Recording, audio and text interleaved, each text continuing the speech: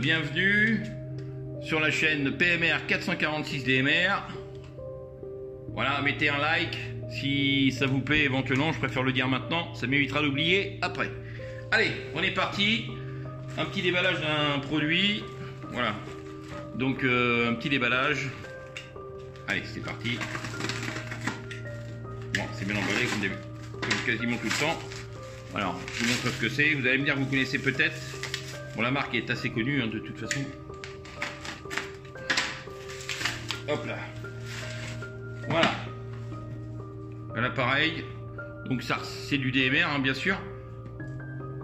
Je vous montre l'appareil qui est là. Faut que je fasse la dernière mise à jour que je viens de récupérer. Donc cet appareil fonctionne assez bien maintenant. En tout cas en DMR, c'est très très bon, ce qui n'était pas le cas auparavant. Il faut faire les mises à jour. Donc la documentation, je vous la montre comme d'habitude. Documentation commerciale, voilà. Bon, je regarde s'il y a quelque chose de marqué en français. Je dirais que c'est comme d'habitude. Voilà, parti. L'appareil. Donc je vous montre vite fait les deux appareils. Je l'allume. Voilà. Voilà. Je vous montre. Deux appareils identiques. Hein. Bon, comme vous pouvez le voir, quand je dis identique, je m'entends.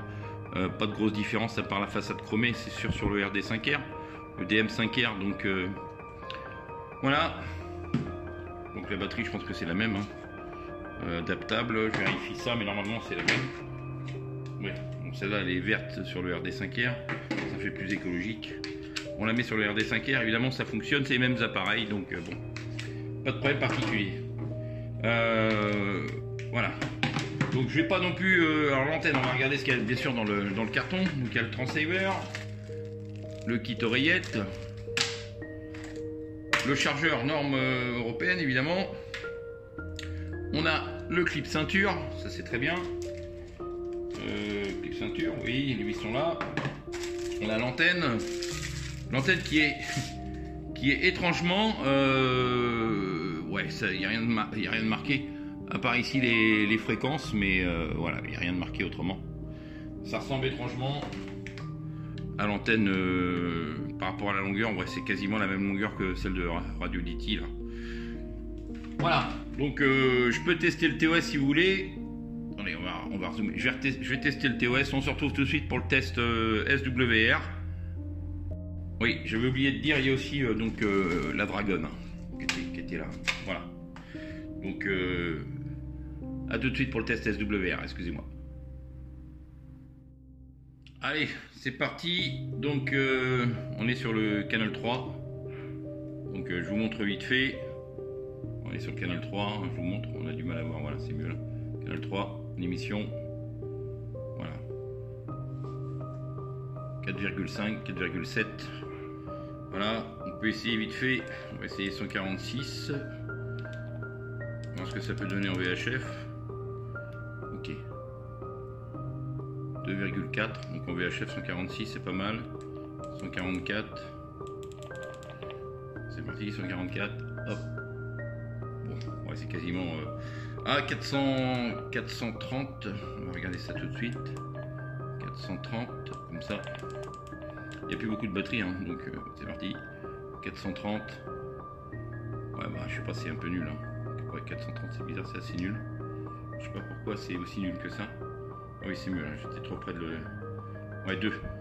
Voilà, 2, 430, donc l'antenne fonctionne 430, c'est pas trop mal. 435, vite fait. Alors, 435. Bien sûr, pour les OM, là, qui. 435, hop. Bon, ouais, 4 et quelques, ouais, c'est pas génial. Alors, la puissance sur 446. 446 0 31 25. C'est parti. Ouais. Donc puissance comme vous voyez 6 watts 7, ouais, c'est assez puissant quand même.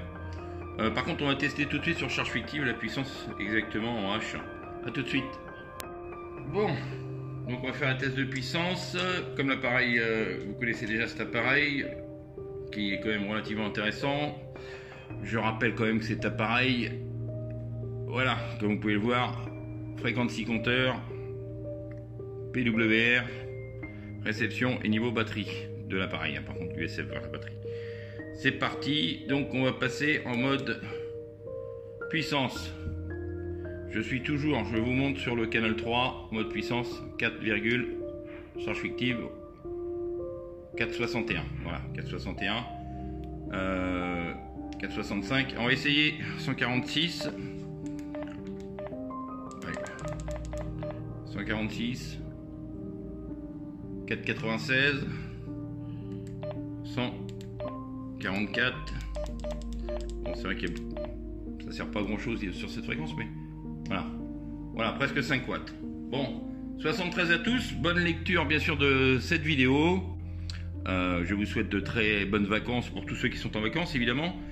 Et je vous dis à très bientôt sur ma chaîne. N'oubliez pas de mettre un pouce, je le redis, je l'avais dit au début, mais bon, je le redis à la fin, comme ça je n'ai pas oublié.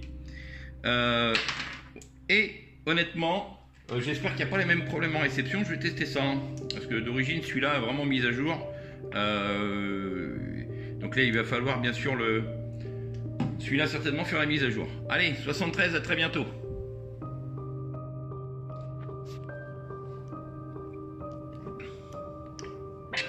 Je vous fais écouter le bruit du squelch, écoutez bien.